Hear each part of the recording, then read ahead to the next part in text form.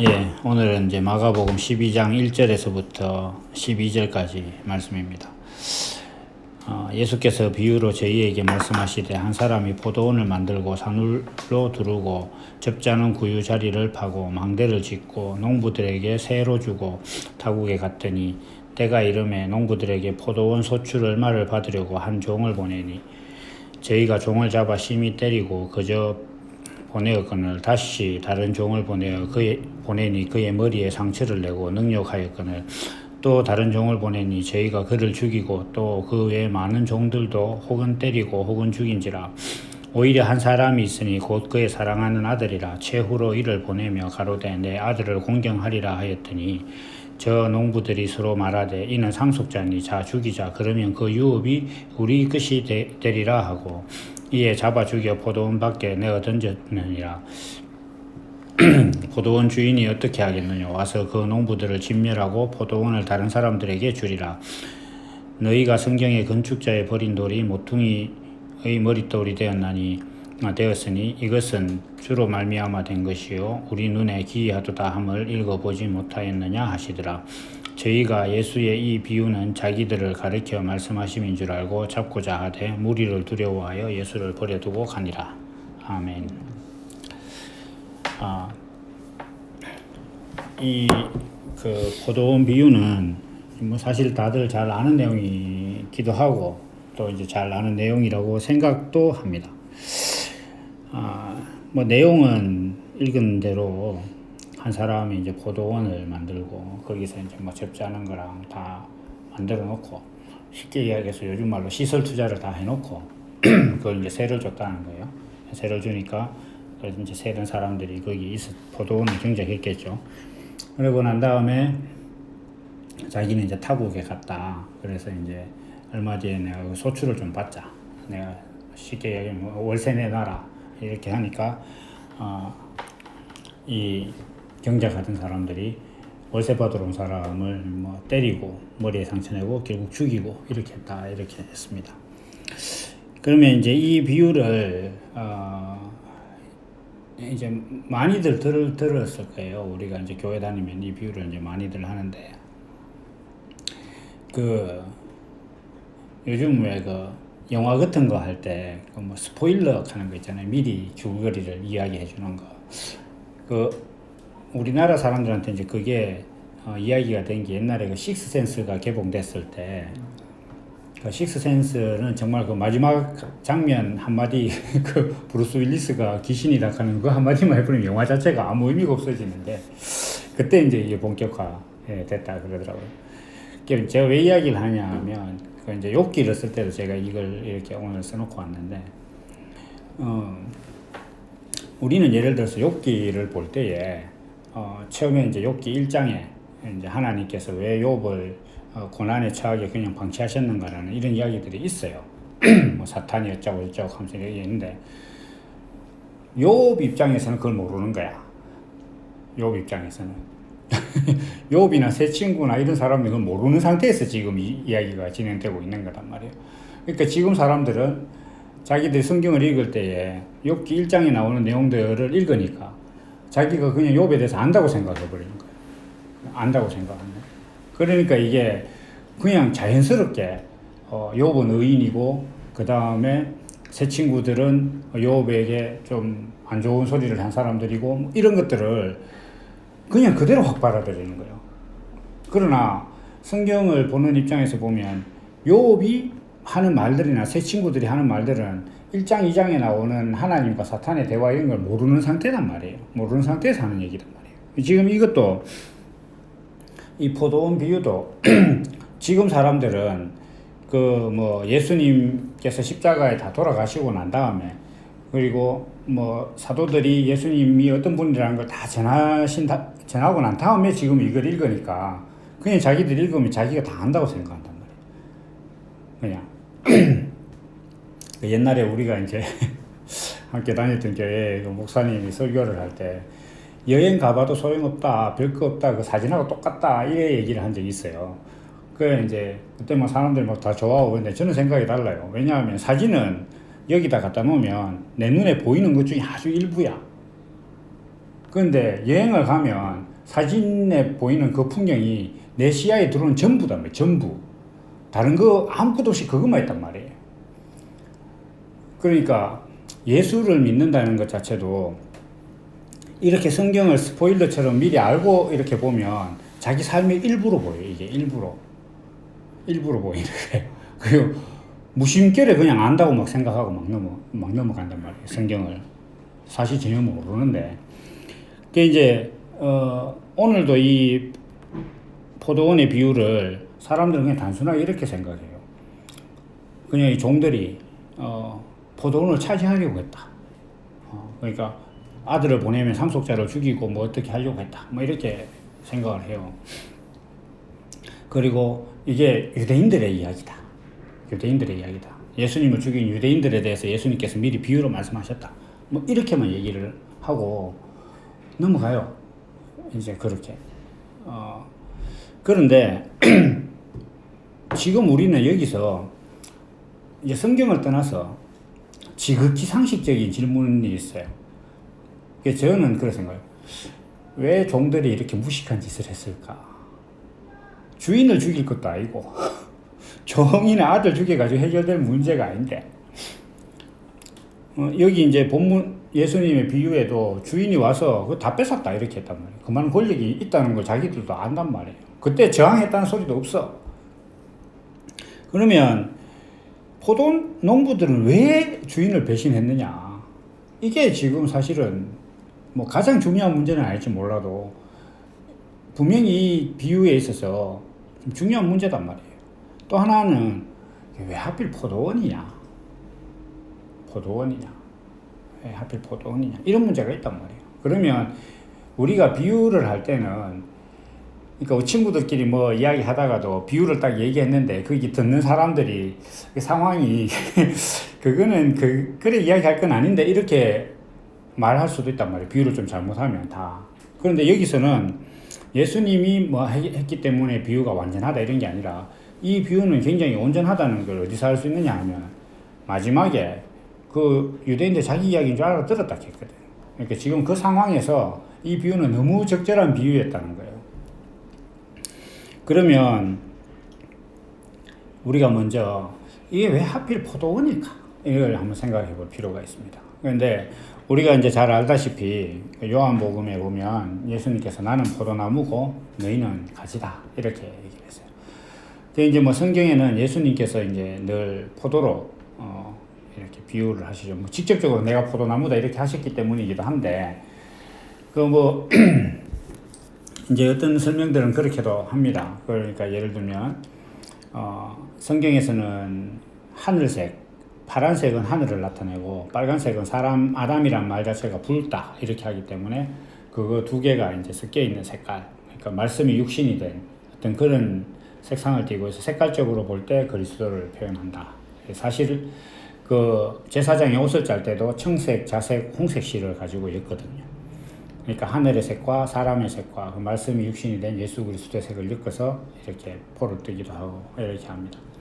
또 하나는 거의 뭐 유일하게 하다시피 상할수록 가치를 발휘하는 과일, 거의 과일이에요. 그리고 짓이겨지고 막 엉둘려지고 이렇게 해서 어떤 그런 상하게, 강제로 상하게 한다거나 이렇게 했을 때 더 원래보다 더 가치 있는 포도주가 돼서 더 가치 있는 어떤 그런 과일인 측면도 있는데 어쨌거나 뭐 그런 것들은 우리가 예수님께서 말씀하시니까 그런 의미가 있을 수 있겠다 이렇게 생각을 하는 것이고 예수님께서 내가 포도나무다 이렇게 했기 때문에 여기서 이 포도원이다 이렇게 하는 것 자체는 하나님께서 세상을 만들고 사람에게 하나님의 형상을 나타내는 존재로서 사람을 만들었다 이렇게 하는 게 이게 포도원이에요.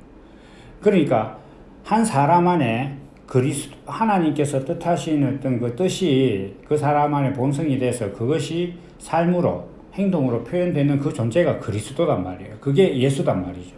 그러니까 그 예수를 얻게 하기 위해서 하나님께서 세상을 만들었단 말이에요. 다시 이야기해서 여기서 말하는 포도원은 뭐냐면 한 사람이 포도원을 만들고 사람들에게 경작을 맡겼다 이렇게 하는 것 자체는 하나님께서 세상을 만드시고 거기서 그리스도의 성품이 나오기를 바라셨다. 이 말이에요. 이게 지금 이 포도원이라는 것 자체가. 그냥 괜시리 그냥 이게 야, 그 당시에 뭐 포도나 감람나무 같은 게 가치가 있으니까 돈 있는 사람이 만들었구나. 그리고 뭐 종들은 그걸 한번 뺏어 보려고 했다. 그런데 이러한 그 상황을 예수님께서 자기가 하나님의 아들이라는 것을 설명하시기 위해서 그냥 이렇게 비유로 말씀하셨다. 그래서 지금 이제 사람들은 예수님께서 세상을 대속하시고 여기서 말하는 아들의 역할을 했기 때문에 그 내용을 스포일러를 다 알고 자기들이 보니까 그냥 이 비유가 아주 쉽고 자기들 것이라고 생각을 하지만 적어도 이 비유를 보려고 하면 이 포도원이 하나님께서 세상을 만드시고 사람에게 각 사람이 하나님의 형상을 나타내는 그 열매를 얻고자 하셨다. 그렇게 포도원을 만들고 그 사람들이 자기가 그리스도의 성품을 선택해서 순종해서 그걸 살 것인지 아닌지는 종들에게 맡긴 것처럼 각 사람에게 다 자기들이 선택하는 걸 맡겨주셨다. 이런 뜻이단 말이에요. 지금 이게. 적어도 이 정도는 알고 봐야 뭘 아는 것이지. 스포일러 보고 난 다음에 뭐 영화도 안 보고 다 아는 것처럼 그렇게 얘기하면 곤란하다는 거예요. 그래서 그리스도라는 어떤 그 정체성, 포도로 비유되는 그 그리스도의 정체성은 뭐냐면 하나님의 의가 사람 안에 들어와서 그 사람이 그리스도의 성품을 드러내는 그 존재가 되는 것을 말씀하시는 거단 말이에요. 그러면 이 포도원의 주인이 포도원을 만들고 사람들에게 그걸 맡긴 다음에 소출을 얻겠다 이렇게 하신 것은 뭐냐면 하나님께서 세상을 만드시고 사람들에게 내가 세상을 만든 목적대로 살고 있는 그 사람들의 모습이 나타나느냐. 그러니까 아브라함이 그 소돔과 고모라를 하나님께서 멸망시킨다 했을 때 의인 얼마가 있느냐 했을 때 그거 상황이 비슷한 거단 말이에요. 그 의인이 있느냐. 그걸 이제 하나님께서 찾겠다 이렇게 하신단 말이에요. 그런데 사람들이 그걸 얻겠다고 보낸 종들을 죽였단 말이에요. 왜 죽였느냐 이렇게 하면 이제부터는 이제 어떤 얘기를 할 거냐면 그럼 왜 이 사람들이 그걸 죽였을까 했을 때 이 포도원을 경작한 사람들과 포도원에서 소출을 얻고자 하는 사람들의 가치가 다른 거예요.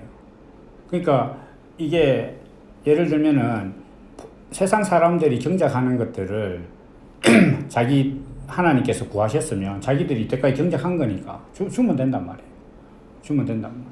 그런데 사람들은 하나님을 열심히 믿는다고 뭔가를 믿었는데 하나님은 전혀 다른 걸 구하간단 말이에요.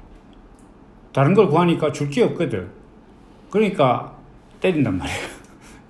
네 그거 아니야. 우리가 하는 게 맞아. 이렇게 한 거예요. 그러니까 하나님께서 선지자들을 보내서 계속 하나님의 의에 대해서 말씀을 하시니까 사람들은 개푹 뜯어먹는 소리 하지 마 하면서 막 다 잡아 죽였단 말이에요. 막 맨날 선지자들 막 괴롭히고 막 동굴에 가두고 이렇게 했단 말이에요. 왜 그러냐? 이 사람들은 자기들이 가지고 있는 가치관이 있단 말이에요. 이걸 이제 좀 근원적으로 보면 선악과를 먹고 난 다음에 자기가 옳다고 생각하는 어떤 그 가치관인데 그 가치관을 가지고 하나님은 이렇게 섬겨야 해 가는 게 있단 말이에요. 나는 주인에게 이걸 드릴 거야 하는 게 있단 말이에요. 그걸 자기들은 실컷 준비를 했는데 와서 다른 걸 구하니까 하나님이 보내서 나는 포도를 내놔라. 그리스도의 정체성을 내놔라. 이렇게 하니까 이 사람들은 자기 공로를 드리려고 한 거예요. 내가 하나님을 위해서 이만큼 뭘 했다. 3일에 뭐 한 번 금식하고 뭐 어쨌니 하면 11조를 하고 뭐 창녀와 밥을 먹지 않았는 동 뭐 이렇게 절기를 지켰다는 동 이런 식으로 그걸 딱 내놓은 거예요. 내놓으니까 이게 하나님은 그거 말고 너 안에 있는 그리스도의 본성을 내놔봐라. 이렇게 딱 얘기하니까 이게 안 맞는 거야. 수요자와 공급자의 어떤 그 가치가 전혀 다른 거예요. 그러니까 야, 네가 구하는 거 아니야. 내가 이렇게 하나님을 위해서 준비한 게 이게 맞아. 이거 갖고 가. 이렇게 된 거단 말이에요. 아니야, 그거 아니라는 말이야. 이렇게 하니까 때리고 막 죽이고 이렇게 했단 말이에요. 그러니까 이게 이제 어떤 얘기냐 하면 이 포도원 비유가 단순히 예수님께서 내가 하나님의 아들로 왔는데 너가 나를 몰라보고 죽인다 이런 얘기가 아니에요. 그거는 그냥 완전히 결론이고 내용은 뭐냐 하면 너희가 지금 하나님께 드리려고 하는 것 그리고 너희가 권세라고 여기는 것 너희가 지금 하나님을 믿는다고 생각하는 그 모든 것들은 하나님이 구하시는 게 아니다. 그 얘기를 하시는 거예요. 여기 지금 그렇게 얘기를 하시니까 이 유대인들은 저는 이렇게 생각해요. 지금 오늘날 교회에 다니는 사람들, 목사들, 신학자들보다 이 유대인들은 확실히 더 경건하고 똑똑해요. 자기 이야기인 줄 알았어. 이 사람들은 우리가 지금 성경을 보듯이 스포일러를 갖고 있는 사람들이 아니단 말이에요. 자기들은 지금 전혀 이게 지금 난생 처음 당하는 상황이란 말이에요. 누가 이 상황을 해석해 준 적도 없고 이런 상황이 일어날 거라고 이야기해 준 것도 없는 상황에서 지금 예수라는 난데없는 자기들이 볼 때 택도 없는 인간이 하나 나와가지고 하나님 아들이라고 하면서 비유를 하는데 자기들이 지금 그거 처음 듣는 거예요. 딱 처음 듣는데도 이게 우리 이야기구나 이렇게 딱 알아들었어요, 이 사람들은. 가장 핵심적인 건 돌이키지 않았다는 거는 뭐 어쩔 수가 없지만 자기 이야기를 알아들었다는 거야. 대단한 사람들이에요, 어떻게 보면 이게. 이게 지금 이 사람들이 예수를 죽이고자 하는 마음은 있지만은 아직까지 예수를 죽이고자 본격적으로 막 어떤 작업을 착수한 건 아니단 말이에요. 그러니까 자기들 생각에도 아직도 백성들을 두려워하고 있기 때문에 예수를 죽이고 싶은 마음은 있지만 예수를 죽여야겠다는 계획을 실행한 게 아니단 말이에요. 근데 이 비유 속에는 이미 아들이 죽는다 하는 거가 비유 안에 다 들어있단 말이에요. 그러니까 이 유대인들은 한마디로 이야기해서 이게 지금 자기들이 예수를 죽일 거라든지 이런 것들에 대해서 알지 못하는 상황인데도 이게 지금 자기 이야기를 알아들었단 말이에요. 뭘 알아들었느냐? 지금 예수라는 사람이 이야기하고 있는 것은 하나님께서 사람에게 요구하는 것이 따로 있다. 그런데 우리는 우리가 주장하는 거 지금 이때까지 하나님께 드렸다 하는 거 지금 이야기하고 있구나 라는 걸 알아들었단 말이에요. 사람들은 적어도 알아들었단 말이에요. 근데 지금은 이건 자기들 요즘 사람들은 아까 이제 뭐 계속 반복적으로 스포일러를 알고 있다 보니까 이 성경에 대한 얘기들을 알고 있다 보니 다 아는 줄 알아. 다 아는 줄 알아요. 그게 사실은 더 안타까운 거예요. 그러니까 이제 우리가 어떤 문제들을 해결을 하려고 하면 이게 잘못됐다라고 생각하지 않는 사람은 절대 고치지 않거든요. 그리고 뭐 공부도 모른다고 생각하는 사람이 배우지 안다고 생각하는 사람 아무리 가르쳐도 안 되거든요. 그러니까 지금 이 시대의 교인들은 자기들이 성경이라는 것은 사실 어떻게 보면 하나님의 뜻이 풀이되어 있는 상황이에요. 풀이되어 있는, 그러니까 우리 세대로 보면 전과. 교과서 말고 전과단 말이에요, 전과. 그거단 말이에요, 성경은. 거의 그거에 가까워요. 그러니까 자기들이 그걸 보고 있으니까, 이거 아는 거다. 이건 지금 예수님께서 자기 죽으실 것을 얘기하고 세상 사람들이 하나님의 아들을 몰라보고 죽이는 것이다. 뭐 이런 식으로 자꾸 넘어가는데 그게 아니에요. 이게 지금 이 말씀은 사람들이 하나님을 믿고 자기들이 농사 지었는 그 소산과 하나님께서 내 거 내놔 라고 하는 것과 지금 다르단 말이죠. 이게 전혀 다른 거란 말이에요. 사람들은 자기 공로를 드리려고 하고 내가 하나님을 위하여 뭐 이런 걸 했습니다. 내가 하나님을 위하여 뭐 선교사로 일했습니다. 내가 하나님을 위하여 직장도 손해보면서 뭐 일을 했습니다. 뭐 이런 걸 내고 그 다음에 뭐 내가 기도를 얼마를 했니, 금식 기도를 했느니, 뭐 성경을 몇 번 봤니, 내가 사람들을 교회에다 얼마나 끌어다 앉혀놨는지 뭐 이런 걸 얘기하려고 하는데 하나님은 그게 아니다 말이에요. 포도를 내놔라, 포도. 왜냐, 내가 만든 게 포도원이니까 포도 내놔라. 그러니까 나는 이 세상에서 한 사람의 내 성품이 육신이 된 아들로서 살아가는 그런 내 의가 자기 삶이 된 사람의 어떤 그 삶을 내놔라. 이렇게 하나님께서 요구하신 그걸 목적으로 만든 거예요. 그러니까 그 포도를 얻기 위해서 만든 게 포도원이듯이 하나님께서 사람들에게 인생과 세상을 창조하시고 주신 것은 그거 얻고자 하기 위해서 주신 거단 말이에요. 그걸 내놔야 돼. 그런데 사람들은 내가 하나님을 얼마나 잘 섬겼는지, 내가 얼마나 뭐 공로를 드렸는지 이걸 자꾸 내놓으려고 하니까 충돌이 일어난 거예요. 충돌이 일어나니까 자기들 뜻대로 한 거예요. 다수결의 원칙으로. 죽이고, 오면 죽이고. 이렇게 하는 거예요. 이제 욥기에도 보면은, 이제 요즘 이제 2라운드를 쓰고 있으니까, 변론이 3바퀴거든요. 두 번째 바퀴에 들어가면 새 친구들이 그런 말을 해요. 야, 내가 하는 말은 세상 사람들한테 검증된 말이야. 이런 식으로. 그렇게 얘기한단 말이에요. 그것처럼 다수결, 많은 사람들이, 그래서 뭐 교회도 기왕 가려면 큰 교회 가. 뭐 이런 식으로 하고, 이렇게 한단 말이에요. 그렇게 하는 어떤 그런 가치관들을 하나님께 딱 내놓으려고 하니까 하나님 그거 아닌데 다른 거 내놔 이럴 거 없거든. 그러니까 이 시키 뭐야 하면서 죽여버린 거예요. 죽여서 결국은 이제 예수님께서 오셔서까지 얘기를 했는데 그걸 이제 사람들이 이걸 죽이더라. 이걸 지금 말씀하시는 거예요.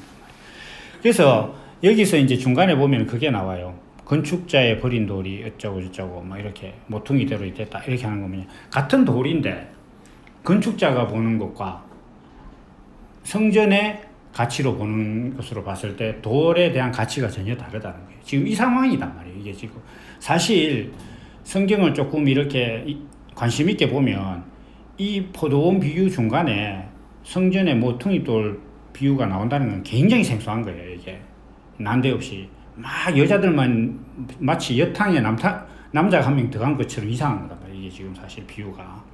근데도 이게 왜 여기 들어가는지 모르는 거예요. 왜냐하면 제가 앞에서 지금 이야기한 것처럼 농부들이 내놓는 소출과 농부 그 포도원 주인이 얻고자 하는 것이 다른 것처럼 같은 포도원에서 다른 걸 지금 얻으려고 하는 것처럼 같은 돌인데 건축자 곧 자기 힘을 들여서 쌓아 올리고 화려하게 하는 자가 보는 가치와 성전이라는 하나님의 의가 거하는 성전의 가치로 봤을 때의 가치와 이게 다르다. 이 돌 자체가 돌에 대한 가치가. 그러니까 그 쌓아 올리려고 하는 자는 지가 쌓아 올리기 좋게 생긴 돌이어야 되고 성전으로 봤을 때는 하나님께서 세상을 표현하기 위해 성전에 보기에 좋다 이렇게 하면 된단 말이에요. 그것만 하면 되지 뭐 쌓기 좋고 이런 거 필요 없단 말이에요. 그래서 그러한 이 가치의 차이가 지금 충돌이 일어난 것이다 이거예요. 지금 그 예수님께서 마지막 일주일 이제 십자가에 달리시기 위해서 하면 좀 이야기 그렇지만은 그 6월절 마지막 일주일을 예루살렘에서 보내시면서 보이는 갈등이 다 이런 거단 말이에요. 뭐 바디메오하고 몇몇 사건을 제외하고 나면 다 갈등이에요.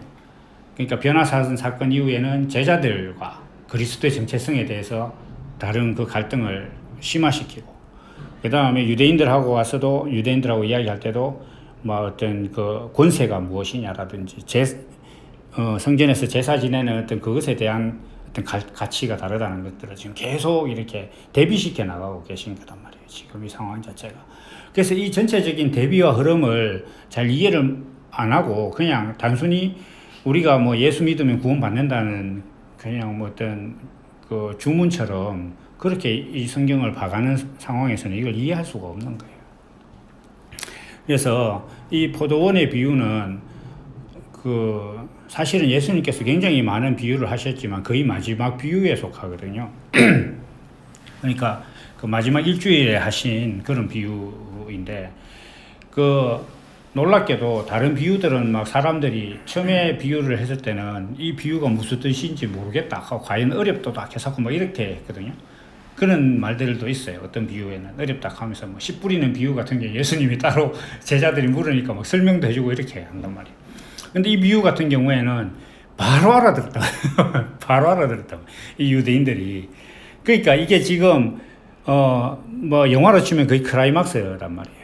예수님께서 이제 곧 돌아가시는 상황이니까 이제 어떤 그 하나님의 의와 사람들이 하나님은 이렇게 섬겨야 된다라고 생각하는 그 의가 첨예하게 충돌했던 것들이 이제 완전 심화되는 어떤 그런 상황입니다. 상황은 그렇고 이 말씀의 의미는 하나님께서 우리에게 요구하시는 것은 그 당시 유대인들이 생각했던 것 같은 어떤 그런 공로를 요구하시는 게 아니라 하나님께서 세상을 만드시고 사람을 만드실 때 하나님 형상대로 만들었다.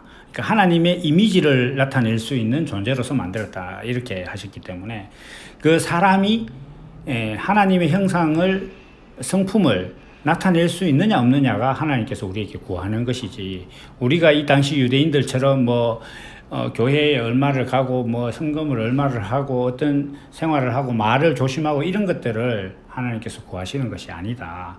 그래서 이 하나님 포도원을 만드신 하나님께서 우리에게 구하는 것은 그리스도의 정체성이다.